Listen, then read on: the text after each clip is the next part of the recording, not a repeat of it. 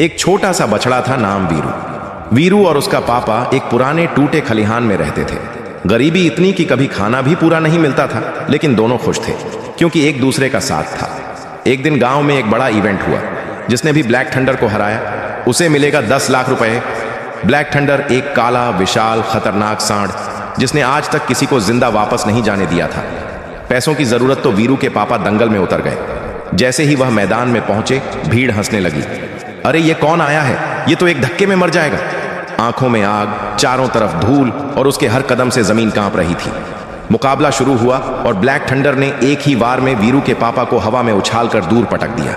वीरू चीखते हुए दौड़ा, पापा! लेकिन देर हो चुकी थी। टूटा हुआ दिल, गुस्सा और दर्द लेकर वीरू जंगल की तरफ भाग गया। वहां उसने कसम खाई, एक दिन मैं ब्लैक थंडर को खत्म कर दूंगा। फिर शुरू हुई वीरू की तपस्या। रोज 1500 किलोमीटर दौड़, पहाड़ों पर लाखों किलो वाले पत्थर उठाना, जंगली फलों से शरीर बनाना, रात भर बिना सोए शक्ति बढ़ाना। महीनों में वह एक छोटे बछड़े से एक तूफान बन गया। उसकी आंखों में चमक थी, उसके पापा की इज्जत बचाने की लपट। कुछ महीनों बाद वही दंगल ब्लैक थंडर दहाड़ रहा था।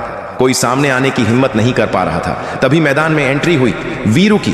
भीड़ दंग, ये वही छोटा बछड़ा है। ब्लैक थंडर मुस्कुराया, लेकिन यह मुस्कान ज्यादा देर नहीं चली। टक्कर शुरू हुई और पहले ही वार में वीरू ने ब्लैक थंडर को कुछ मीटर दूर फेंक दिया।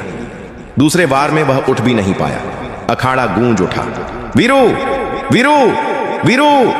वीरू ने आसमान की ओर देखा और कहा, पापा, आपका बदला पूरा हुआ।